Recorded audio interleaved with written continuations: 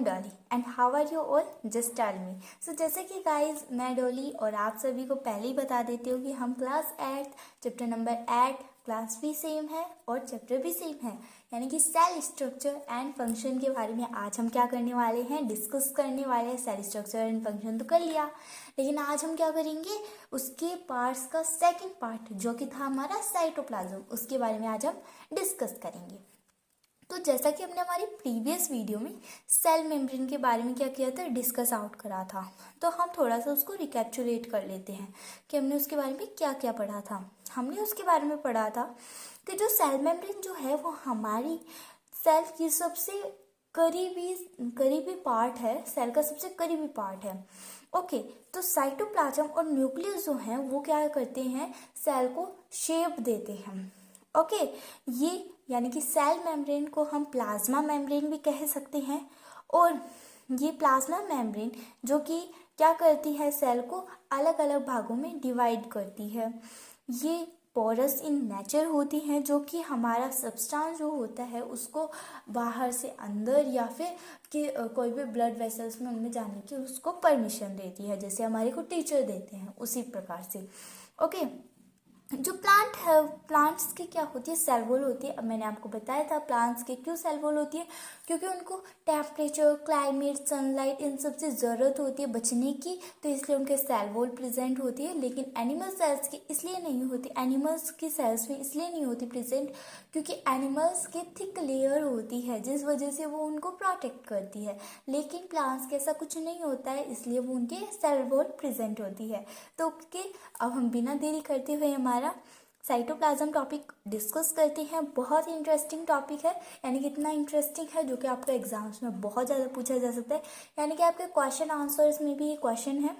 तो just starting cytoplasm जो कि सेकंड पार्ट है किसका, सेल का। The jelly-like substance which is present between the cell membrane and the nucleus is called the cytoplasm called organelles.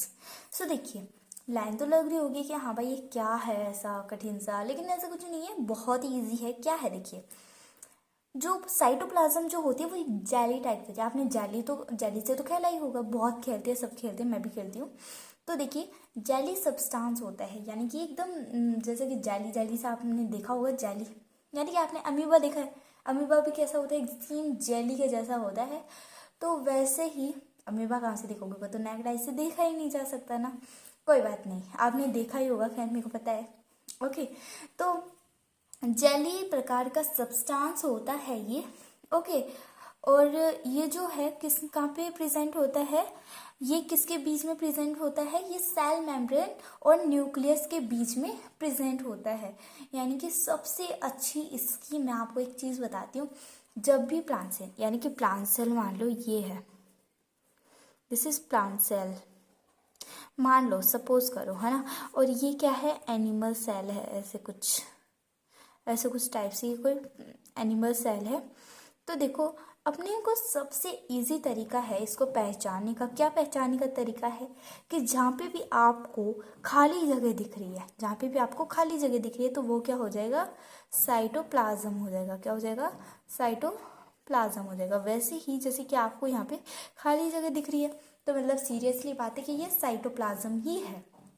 Okay, और nucleus कहाँ होता है, ये जो बीच में सबसे जो बीच वाला जो पॉइंट जो होता है वो क्या होता है, न्यूक्लियस। और जो हमारे सेल मेम्ब्रेन जो होती है वो हमारी सेल वॉल की जस्ट, अगर हम प्लांट सेल की बात करते हैं तो वो सेल वॉल के जो सेल वॉल के पास वाली जो सेल होती है वो होती है, और एनिमल सेल्स की बात करते हैं तो जो आउटर, यानी कि जो आउटर जो होती है वही हमारी सेल मेम्ब्रेन होती है। ओके, जैसा कि अगर हम बात करते हैं, nucleus is called the cytoplasm called organelles. या तो हम इसे साइटोप्लाज्म भी कह सकते हैं या फिर हम इसे ऑर्गेनल भी कह सकते हैं। ओके, जैसा कि साइटोप्लाज्म जिसमें जैसे अवेलेबल हो सकते हैं हमारे mitochondria, ribosomes, lysosomes, vacuoles, Golgi body, तो ये सब जो हैं ये किसके पार्ट्स हैं, साइटोप्लाज्म के पार्ट्स हैं। Okay, plastids are small colored bodies in the cytoplasm of plants. Plastid जो होते हैं ये क्या होते हैं, देखिए, they green coloured ones, they are called chloroplast, तो इसका क्या अर्थ है, देखो प्लास्टिड्स जो होते हैं वो क्या होती हैं, छोटे मतलब कि प्लास्टिड्स काम क्या होता है, जैसे कि आपने जो भी आपकी, चलो सबसे इजी एग्जांपल देती हूँ, आपने प्लांट्स तो देखे ही होंगे। अब आपके दिमाग में एक चीज़ तो आती ही है कि आखिरकार प्लांट्स के लीव्स जो हैं वो हमेशा ग्रीन ही क्यों होती हैं, वो रेड क्यों नहीं होती, ब्लू क्यों नहीं होती, ब्लैक क्यों नहीं होती, येलो होती हैं बट वो सूखने के बाद होती हैं, उसका कोई अर्थ नहीं है। ओके, तो मतलब हमारे दिमाग में यही रहता है कि आखिरकार प्लांट्स की लीव्स जो हैं वो ग्रीन क्यों रहती है, क्यों रहती हैं, क्योंकि उनमें ग्रीन प्लास्टिड्स अवेलेबल होता है। क्यों अवेलेबल होता है, ताकि जब जब प्लांट्स ऑब्वियसली बात है खाना तो बनाते ही हैं, किस चीज़ की हेल्प से बनाते हैं, फोटोसिंथेसिस की हेल्प से बनाते हैं।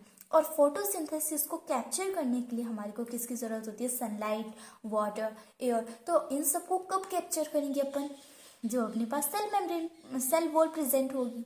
सेल वॉल यानी कि ये सब तो प्रेजेंट कर लिया, लेकिन क्या होता है अपने पास सेल वॉल जो होती है, सेल वॉल में भी क्या होता है, जो प्लास्टिड्स यानी कि जो क्लोरोप्लास्ट जो होते हैं वो हमारे को क्या करते हैं, मतलब प्लांट्स जो होते हैं वो जो खाना जो बनाते हैं, तो खाने बनाने में किसकी ज़रूरत होती है, लीव्स की ज़रूरत होती है। और लीव्स में ग्रीन कलर जो है वो तो उनका स्पेशली थिंक है, क्योंकि ग्रीन कलर जो है वो पूरे मतलब कि एक प्रोटेक्ट टाइप से होता है। अभी तक मैंने देखा नहीं, लेकिन 9th क्लास में है तब मैंने थोड़ा बहुत देखा था, लेकिन मेरे को जब पूरी नॉलेज होगी तो मैं आपको आराम से बताऊंगी। ओके, तो जितना मेरे को पता था मैंने आपको बताया। बुक में तो आपको ये देखने को नहीं मिलेगा, बट फिर भी मैंने आपको बताया। Just see next page.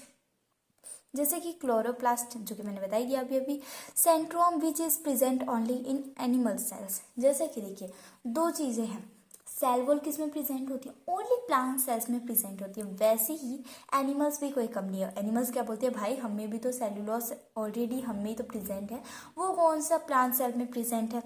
तो इन दोनों के बीच में क्या चलती है, एक प्रकार से डिसीजंस यानी कि चैलेंज चलते रहते हैं।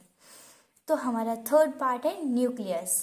This is a dense spherical component that is present in the center of the cell, यानी कि डेंस स्फेरिकल टाइप का कंपोनेंट है जो कि कहाँ बीच में प्रेजेंट होता है, सेल के बीचों बीच प्रेजेंट होता है।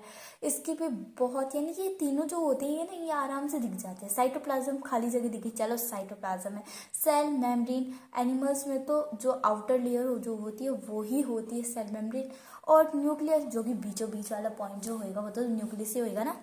चलो, this is the most important part of a living cell as it controls all the activities of cell. ये जो है इतना ज़्यादा इम्पॉर्टेंट पार्ट है कि इसी वजह से ही अगर ये है तो पूरी सेल प्रेजेंट है, ये नहीं है तो पूरी सेल ही नॉन लिविंग है।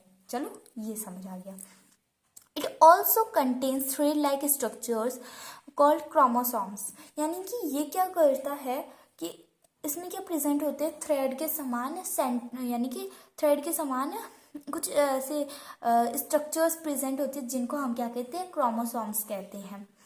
Okay, which carry the hereditary material called in the genes वाला जीन्स नहीं, क्लॉथ्स वाला नहीं, यहाँ पे हमारा ऑर्गेनिज्म वाला बात हो रही है। तो यानी कि ये जो क्रोमोसोम्स जो होते हैं ये क्या कैरी करके रखते हैं, हेरिडिटरी मटेरियल, यानी कि जो कि हमारे सेल में जितना भी जो वेस्ट भी कह सकते हैं या फिर ले जाने का जो काम जो करती है हेरिडिटरी मटेरियल या सब्सटेंस भी कह सकते हैं, तो उसे हम जीन्स कहते हैं। जीन्स वाला जीन्स नहीं, क्लॉथ वाला, फिर से कह रही हूँ, ऑर्गेनिज्म वाले जीन्स की बात कर रही हूँ मैं।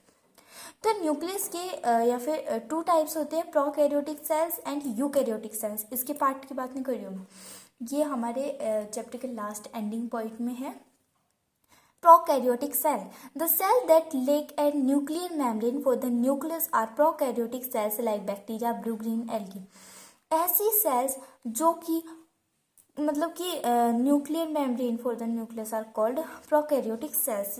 वे सेल्स जो कि न्यूक्लियर मेम्ब्रेन और न्यूक्लियस इन दोनों को लैक करती हैं, उनको क्या कहते हैं अपन, प्रोकैरियोटिक सेल्स कहते हैं, जैसे बैक्टीरिया और ब्लू ग्रीन एल्गी।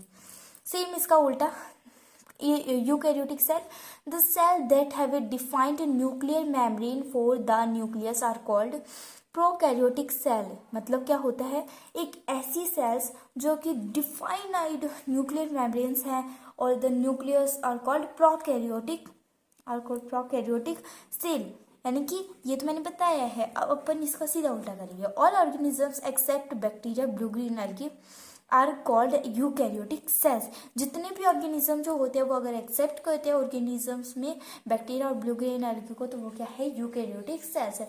सो सबसे मजे की बात है, हमारा चैप्टर एंड हो चुका है। अगले वीडियो लेक्चर में हम पढ़ने वाले हैं हमारा चैप्टर नंबर 9, जिसका नाम है रिप्रोडक्शन इन एनिमल्स।